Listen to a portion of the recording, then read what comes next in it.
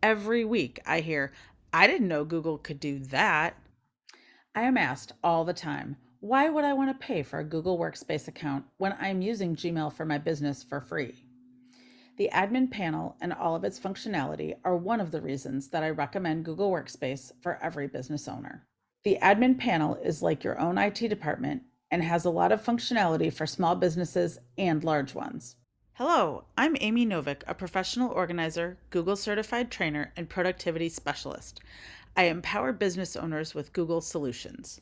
Many small business owners forget that they have an admin panel, they forget how to get to it, or don't know what it does.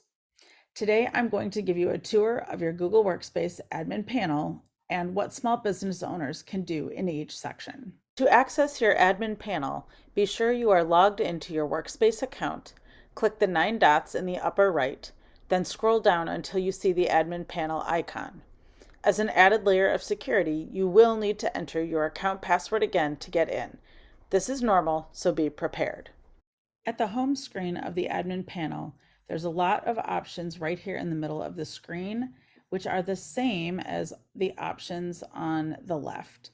I will be going over them in different places, but make sure you know you can get to these sections from either the center or the left.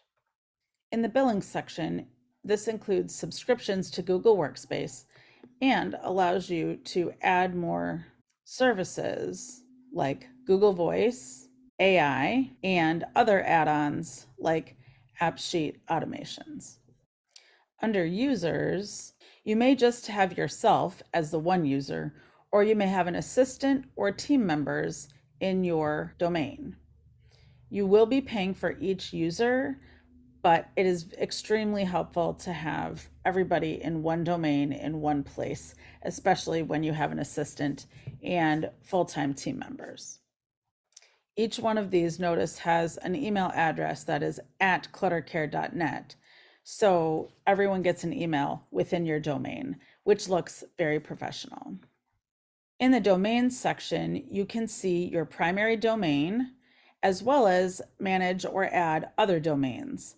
One of the secrets is that you can have up to 600 domains in one Google Workspace account. So if you run more than one company or you choose to change your business name midstream, do not spend more time and money setting up another Google Workspace account. Just call me to help you add your new domain to your current workspace. Product updates tell you all the things that are getting updated as they happen in Google, but you can choose how soon you get Google Workspace updates.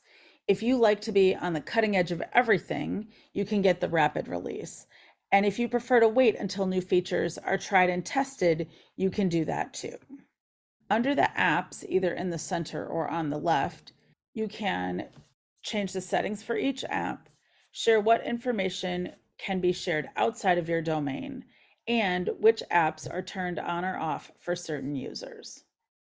Under storage, I can see how much storage I am using in my Google Workspace account. The total storage is based on the number of users, but it is shared among all users.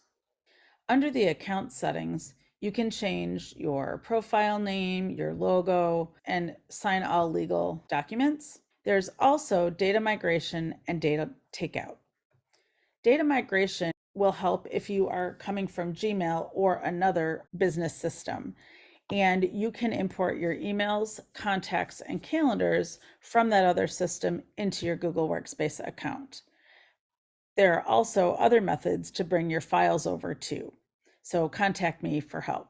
Google Takeout is a service to download a copy or a backup of the data that you have saved in your Google account so that you could use it with another account or outside service, or simply use it as a backup. The security section is where you can update password management and policies, as well as two-step verification so that people are required or not to use the two-step verification to log into their accounts on other devices. One of the most important things about your admin panel is that you have a Google support button in the upper right. Check out my other video on how to actually get to a live person using this Google support button. Those are all the sections that a small business owner might need to use immediately. I am here to help you update your settings as needed to get the functionality that you would like out of your Google Workspace. If you want some help, grab a VIP session to get yourself set up in Google Workspace, or contact me to discuss your needs before we start. Hit that subscribe button to get notified about more Google tips in the future and help us get to our first 1,000 subscribers. Larger companies may also use some of the following parts of the admin panel. Under the directory, you can have organizational units, such as contractors, employees, executives, etc. So you can apply policies and permissions and roles to those different people. Groups are used for emailing inside or outside of the domain and applying company-wide policies within your domain. Buildings and resources are used for meeting rooms and company property so that you could know who's using which rooms and cars and computers at any given time. Reporting can show you the usage of different accounts, storage, apps, and files, logins, and everything else. This is really helpful when you have a large business. My favorite is the email log search, where you can actually search for specific emails, not just in your email account. Again, because this is the IT department and you are the owner, you can access everything within this domain. This is really important if you have employees and or contractors, because now you can actually monitor what is going on. Rules are system-defined notification rules, as well as any custom rules that you choose to add. So Google will notify you if somebody's password has changed, or there's reported phishing, or there has been, you've sent out too many emails in the wrong way, and thus you might be suspended for spamming. So these are all alerts that Google will send you automatically. Overall, there's a lot that you can do in the admin panel, especially as your business starts and grows even bigger. You can change the way that apps work if they're not working the way you'd like them to, or you need to turn them on or off, disable features, enable advanced features, etc.